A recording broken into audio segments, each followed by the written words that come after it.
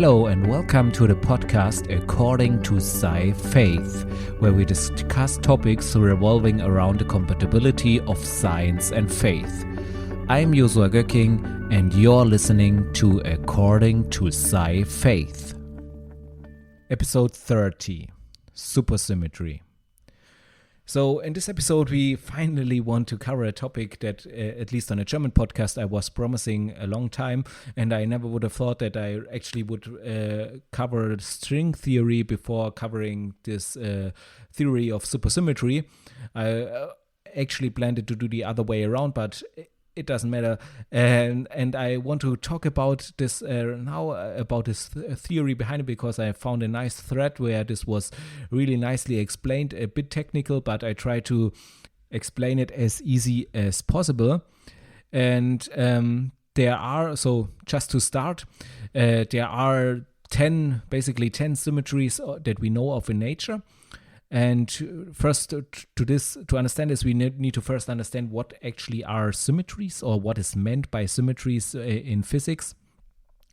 And if you read the blog post on my Substack, Sci-Faith.substack.com, there you can see that I think I made a blog post or several blog posts about symmetries in physics.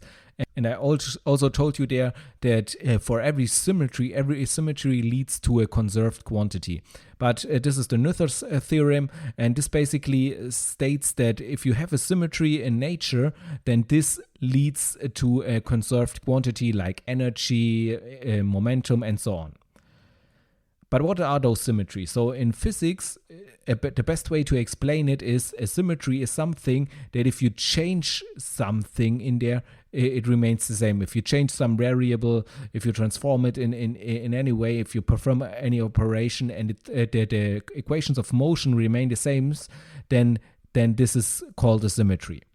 So in mathematical language, this means that if the Lagrange function only changes with a time derivative, then this would mean that there is a symmetry occurring. Because if you know analytical mechanics, for example, and if you would get the equations of motion by using by variating basically the Lagrange function, which is basically differentiating, and in this way there would be a lot the time derivatives would vanish there, so nothing would those time derivatives would not affect the equations of motion. And this is basically the idea of a symmetry, that the equations of motions are not changed by this. And one example could be time translation. So the fact that it doesn't matter for most experiments at which time I do them. So if I let a ball, if I throw something out of my window and measure how long it takes to hit the floor, and I throw it out tomorrow at the same time, for example, then it will lead the same result. Although one day is between that. Of course, there can be different cases that the weather is differently and then something affects that. But let's assume this is all not the case. And therefore, this symmetry in time means that there is a symmetry in time, because it doesn't change the effect of my experiment. And this symmetry in time actually is then connected to the conserved quantity of energy. So energy is conserved because there is a symmetry in time. And there are also other symmetries, and we have in science, or especially in quantum field theory, we are now talking about 10 or pretty much 10 symmetries that we know of. And there are 3 rotational symmetries. So they are along the space directions, and rotational symmetries always lead to conserved quantity in angular momentum. Then there are 3 boost symmetries.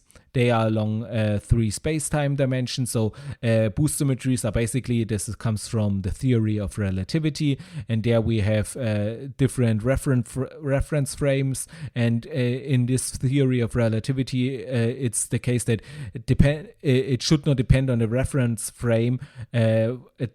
the science or the physics that actually happens should not depend at a reference frame. So it should not be depending on from where you observe the experiment or how much you move, how fast you move when you observe the experiment. This should not change what is physically happening.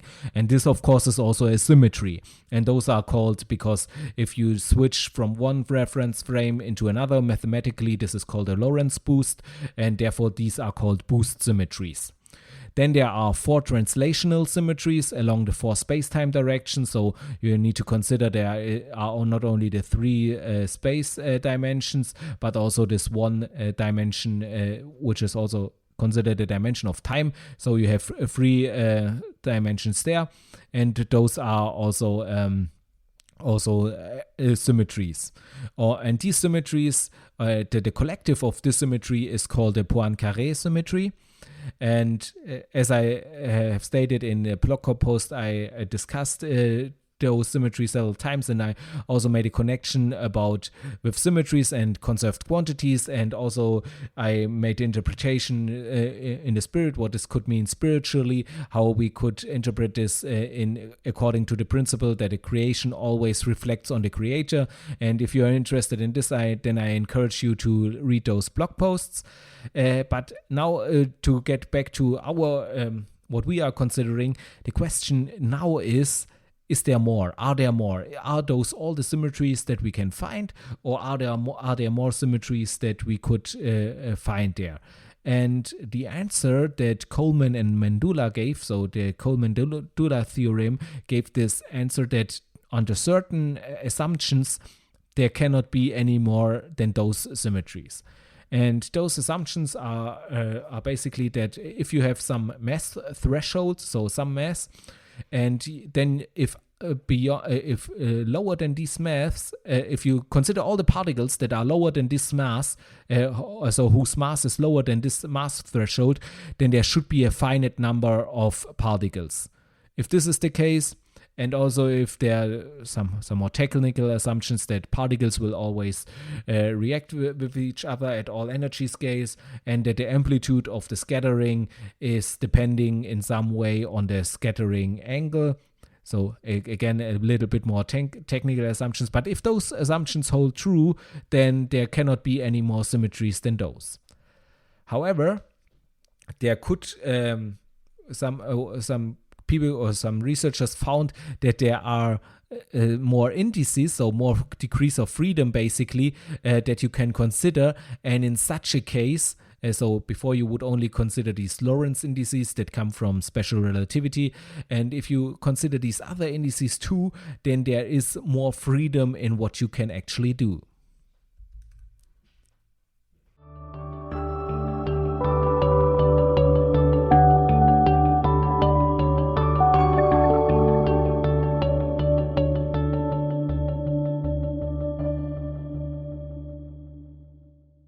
As I already told you in the last episodes, I would like to give you short insights into my book, Alien Thoughts, my new novel that is out now. It's available on Amazon. So I would like to give you a short excerpt of it that you can kind of see what the story is all about, what's the content, what is it, and if this is something you might be interested in. All right, let's start. All participants rose respectfully as Boris entered the room. "Be seated," Boris ordered, and sat down as well. "Hank is still busy, but will be here shortly to brief us on the situation."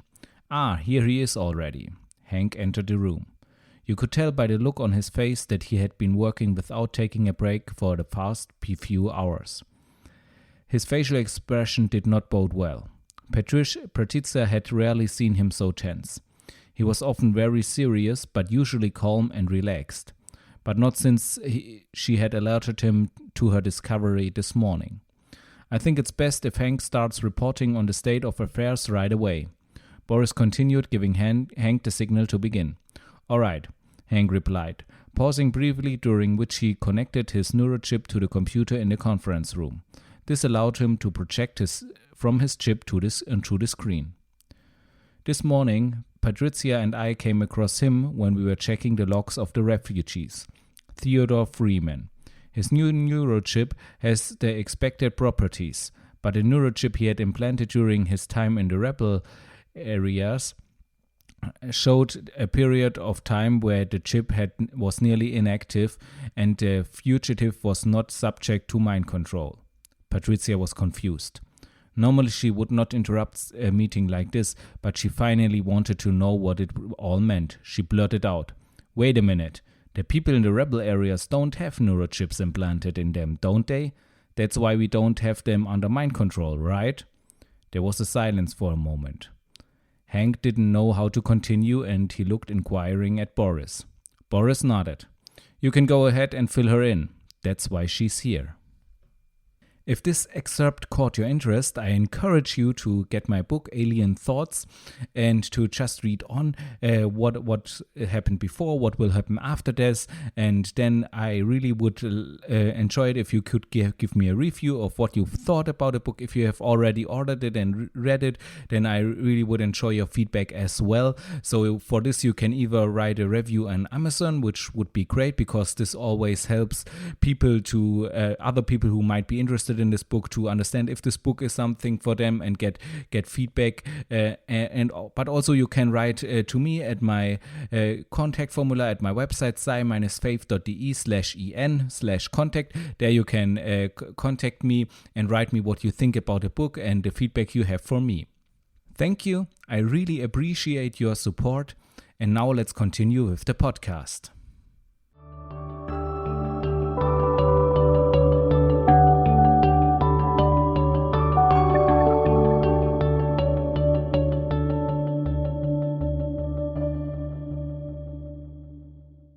Because with these indices, you will get generators. And these generators, what they basically do, so if you compute through what they are called, so the indices are called fermionic indices, and that's because those generators, they change the spin of a particle by 1/2. So what this means, for this we need to just look into what spin is and what this basically means.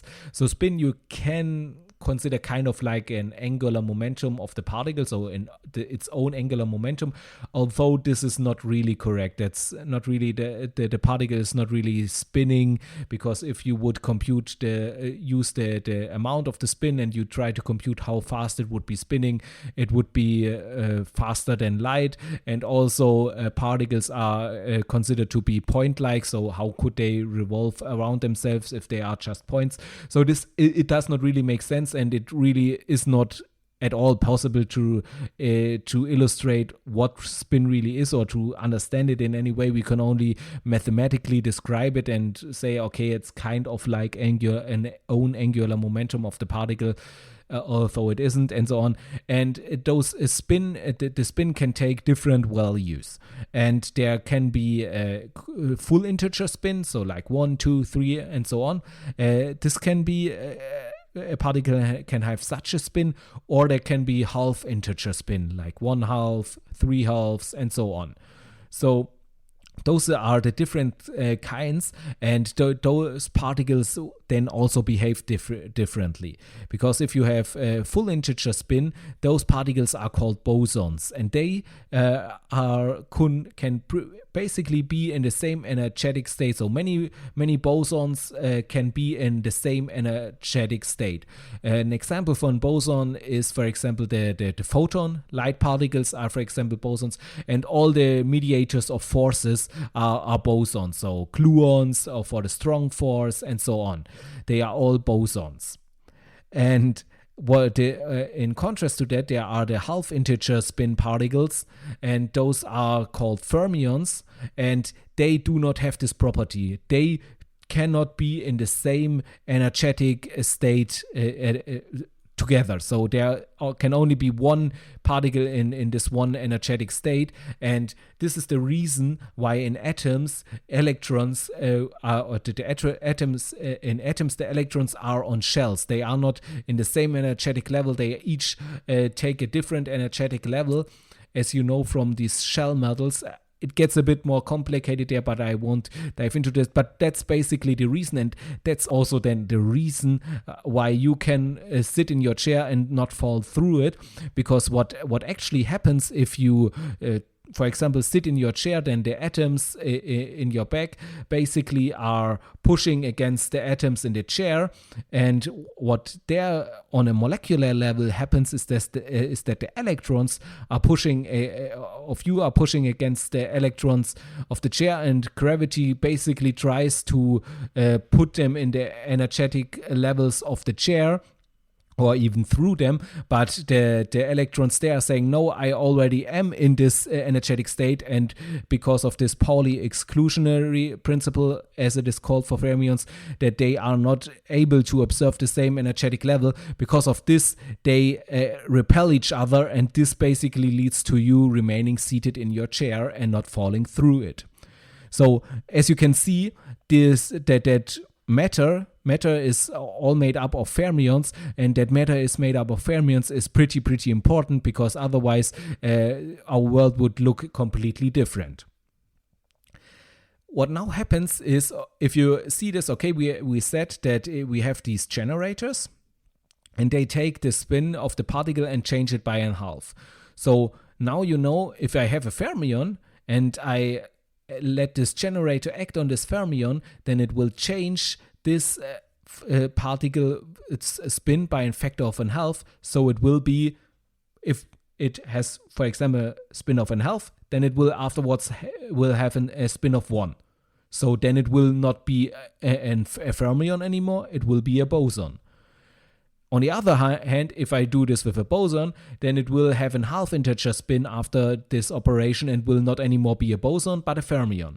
So there is this symmetry that I get there, that I have a symmetry between a fermion and a boson. And there, for every fermion that I know, then I know that there is a boson that is connected to that with similar properties. And so for every electron, for example, who are fermions, I have an S electron or selectron, how they then are called. You just put an S in front of this for the supersymmetry, and this is then a boson. And so for every particle that we know, there is a super partner. So, they are called a particle with an S in front of it that is if either a fermion or a boson, depending on what the other particle was.